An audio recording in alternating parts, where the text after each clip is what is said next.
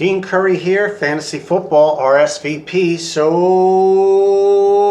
let's get right to it with who will win the Super Bowl in 2019, the New England Patriots or the Los Angeles Rams. I will have to go with the New England Patriots. After a lot of thought, I've been thinking about this for days now, and I'm trying to narrow it down to a few things. You know, here at our company, Fantasy Football RSVP, the Curry in a Hurry show, we like to think outside the box. We don't like to just give analytics and the physicality of the game and who has a better running game and these types of things. You know, being a motivational speaker and writing a book on human development, you know, I really have a handle in understanding psychology and the psychology of players, the psychology of game, and we spend a lot of time doing that. As well as a motivational speaker, I help people live their dreams and figure themselves out and discover what's wonderful about themselves. And doing that for a number of years really makes me understand the psychology of the game, and that's an angle we give here, as well being a personal trainer and massage therapist for the better part of 30 years and dealing with athletes and training athletes for all types of competitions. We really understand what player capability here is at our company, at a sports management company. Rising Star Enterprises for Wellbeing is our big conglomerate sports management company. And we understand a thing or two about player capabilities. And we talk a lot about that and give a lot of inside information based on 30 years experience, understanding athletes, what they can and can't do. I've trained tons of athletes trying to do impossible things and trained to do impossible things in all type of sports. And it's my job to understand what they can or can't do or how to do something that they're not able to do. And it really gives you an insight at our company to intellectualize what player capability is. And we talk a lot about it at our company. And it's just something that's good to know if you're a fan of professional American football and you like to understand, things about players' capabilities, whether you're just a fan to study it or whether you want to use it in a form like fantasy football. It's growing. It's a $50 billion company right now, soon to be a $500 billion with a B company probably in the next several years. It's spreading into England, Mexico. It's going to be year-round as we have the XFL and the Allegiance of American football starting a week after the Super Bowl. The Allegiance is, and then the XFL will follow up the following year, pardon me, and we will have football year-round, which will be really wonderful. So let's get right to it, thinking out of the box, because these teams, the Rams, the Patriots, who will win the Super Bowl, when you look at it on paper and you just think of it on a surface level, you start to understand this is going to be a very close game as far as odds. And it's why there's like a 1 point favorite for the Patriots. I've seen it go up to 2 and back down to 1 on Vegas odds. But what we do at our company is we think outside the box, and you hear me say this all the time. We talk about player capability. We talk about the psychology of the game. What is the psychology of a game? What are players thinking? These types of things. And when you deal with, human development and athletes and what, the stage of that element, you could give really great insight on, probability or what's going on, inside this game. And that's what we're going to talk about today. Not so much the running game of the Patriots or the running game of the Rams and those type of things. And being a personal trainer and a rehabilitation specialist in dealing with knees and shoulders and feet and hips, and rehabilitating people for the better part of 30 decades, you start to understand what it's like when a player steps on the field that's dealing with a hip pointer or a knee strain, and what his capabilities of and what his capability can be. And that's what we talk about here. and we give really deep insight for, rehabilitation, playing with injuries, how long it's going to take for a player to be effective, what that player can actually be effective in doing, and the psychology of the game. And that's how we really separate what we do here from, a lot of other people, and there's great shows out there talking about analytics, and we do that too. And the running game, and who plays better home and away, and all those sort of things. But today we're going to stick to what we do best and think outside the box. As far as this game goes, from a psychology standpoint, you got to believe that the Patriots right now, and I'm going to tell you right off the bat, who do I have winning the Super Bowl, the Rams or the Patriots? I am going to have to go with the New England Patriots. And I'm going to tell you why, and it's going to make sense to you. And nobody, in doing fantasy football podcasts, even Michael Jordan misses shots from time to time, and I certainly wouldn't be shocked if the Rams won. But let me tell you why I feel the Patriots are going to win. It's going to make sense to you. This is a big stage right now. Let's talk about psychology of the game, and that's what we do here. We think outside the box. Let's think about the psychology of the game. This is a one game. It's the Super Bowl. We've seen teams, playing well in the playoffs, and then they get to the Super Bowl, and it's a huge stage. It's a big game, and experience, matters. I see, with Goff, who I like, and I think he's really coming along, and I'm a fan of his play, and I think that he got better this year, and I think he'll get better next year. I just think the coaching staff, it's rather new stage. Goff, the players, this is just all relatively new for them, and I see them falling behind. Very much like I saw them fall behind with the Saints, and the Saints had an opportunity in that game to put the Rams away early, and they got out to a lead, and they had a couple of opportunities where if they executed on their plays, that game would have been a blowout. But they allowed, and I give the Rams credit, of course, but the Saints were just rolling in that game, and if they converted or one or two plays, and it's a big if, of course, that game would have been, an absolute blowout. But the Rams, stuck around and stuck around and stuck around. And then, Goff looked like a different player in the second half. But I'm not surprised, because believe it or not, the running game of the Saints has actually been a little weak towards the end of the season. And they were running the ball everywhere in the beginning of the season, but then they've really struggled running the ball. And that's not going to be the case here. And what I see is the stage being a little bit big again for the Rams. I see them falling behind. And, I just think, the Tom Brady's playing as well as he's played all year. I think the Chiefs are actually, right now, I think they're a more loaded team than the Rams. Maybe if Kupp was playing, it would be different for the Rams, but I see them as a more loaded team. And I actually picked the Chiefs. Well, it was overtime, so it's a coin flip. But I actually thought the Chiefs would win. Not easily, but I thought they would win last week. I thought that there was enough time for Mahomes to kind of come into his own. He is a second-year player. He's not a rookie. And he showed his colors. But again, what happened in the game? They fell behind. The stage was a little big for Mahomes. Obviously, I'm a big fan of his in the years to come.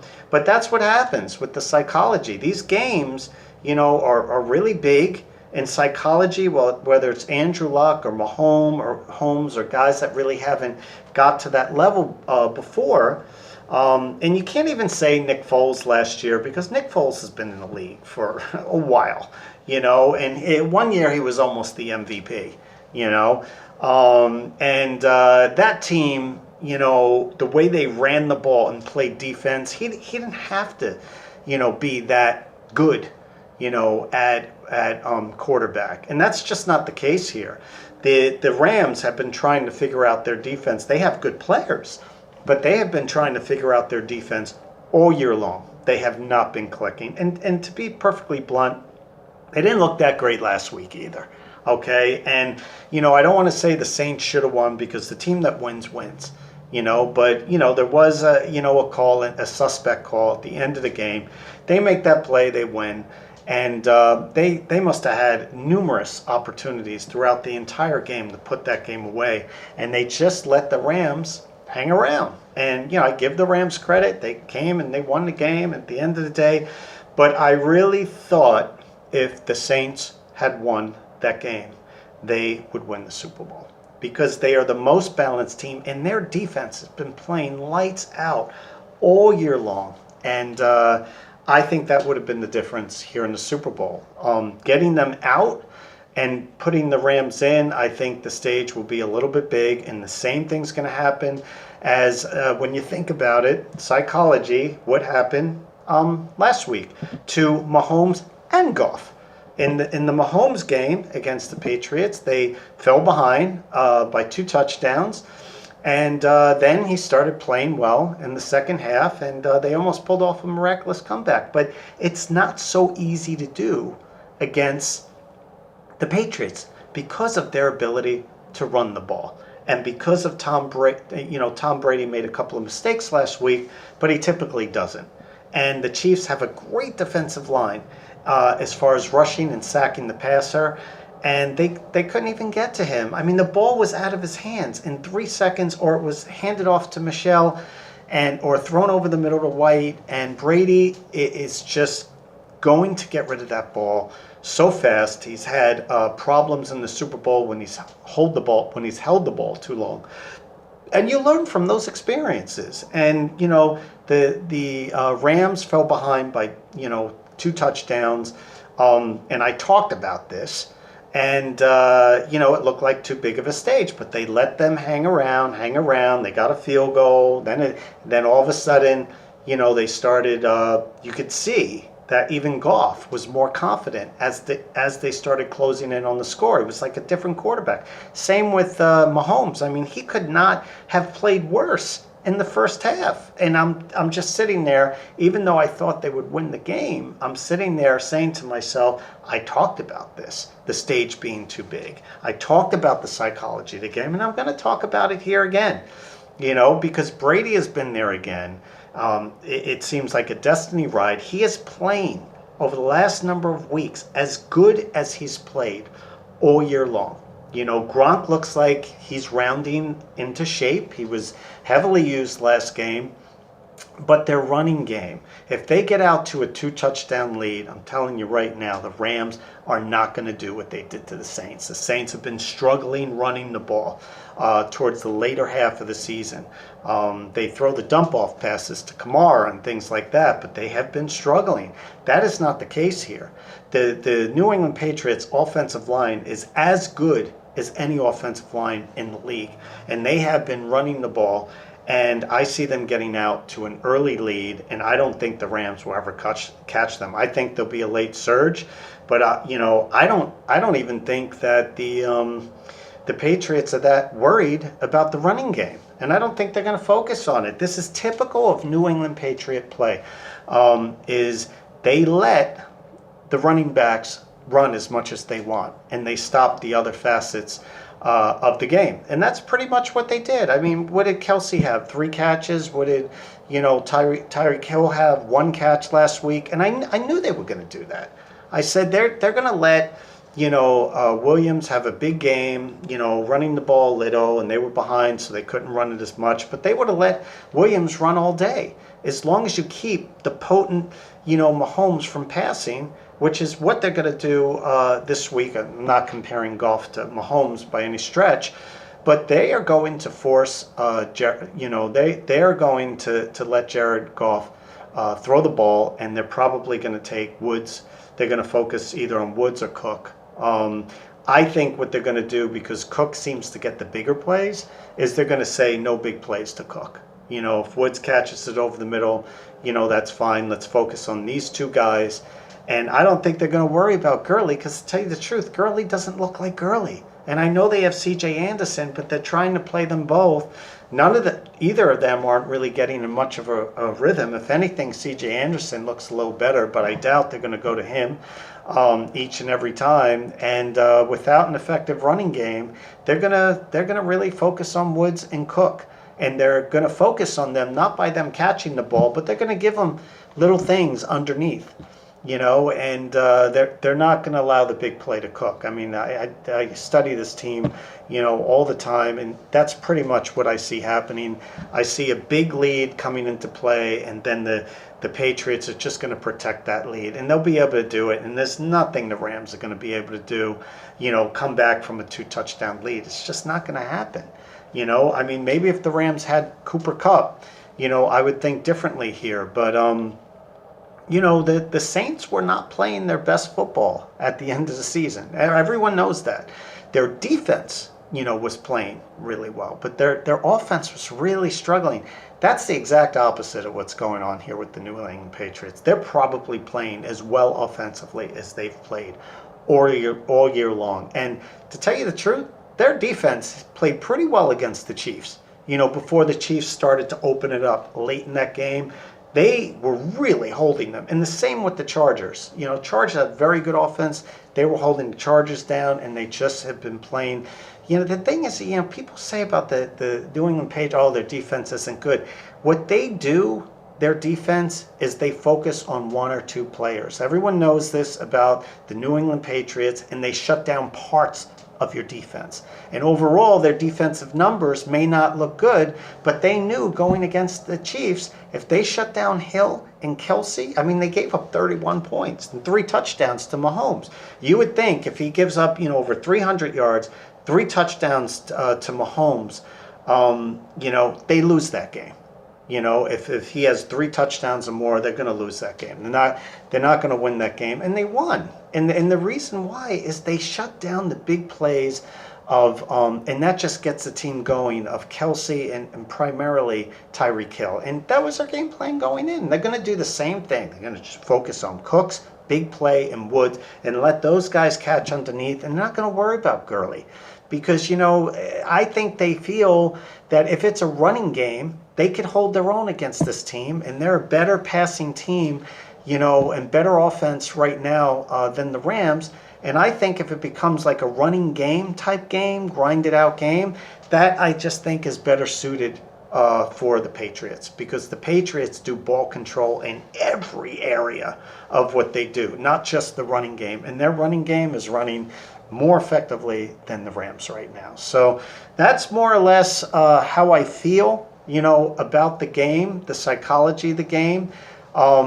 As far as the two teams, I think they're pretty evenly matched for the most part. But I really feel, the defense of New England is going to shut down those 2 receivers, I told you, Cooks and Woods, and it's going to put more pressure on the running game that just isn't going good right now. And the Patriots are playing really well. Tom Brady, he's, like I said, no one is a Michael Jordan in this business right every time, but you really see Tom Brady losing this game. This is a legacy game for him. He has to win this game, especially after last year. There's a psychology that goes into it, and getting past the Chiefs. This guy's offense has got to be at an all-time high. I know you could say the same about Goff, but Goff's confidence being an all-time high and Brady's confidence being an all-time high are 2 different things. He beat the Chiefs twice, and he did it, very confidently. And, he's just not a guy you want to bet against. You know what I'm saying? I mean, can the Rams win this game? Sure, the Rams can win this game. But you just don't want to be the guy who bets on the Rams, and you're sitting there like, why did I bet against Tom Brady? Why? He's proved it wrong so many times. Why did I bet against him? And you just don't want to be that guy. You know what I'm saying? For no other reason, you got to go with the New England Patriots. But if you look at the game that was called by Coach Belichick, I mean, it's a brilliant game plan. against the Chiefs. And again, the Chiefs have so much firepower, they still almost ended up winning the game. And that's why I thought they would win that game.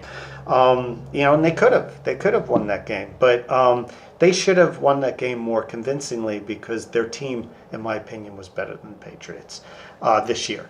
And you wouldn't know it if you watched the game. And, I was sitting there after saying to myself, why would anyone ever bet against Tom Brady? And it just looks like they're destined, and this is their year.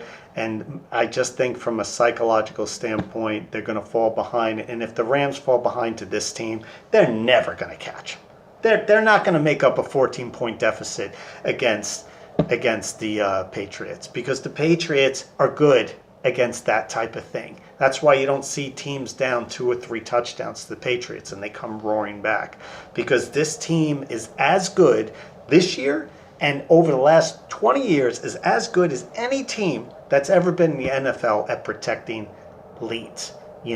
So my guess is the New England Patriots are going to win the Super Bowl. It'll be a late surge by the Rams, but 2019 champions are going to be the New England Patriots. And this is Dean Curry, the Curry in a Hurry show. A week after the Super Bowl starts the Allegiance of American Football. We will be covering that. And, giving advice, same thing on all the players. And we're going to have a lot of special shows in the off season, talking about trading, talking about psychology, teaching you about injuries.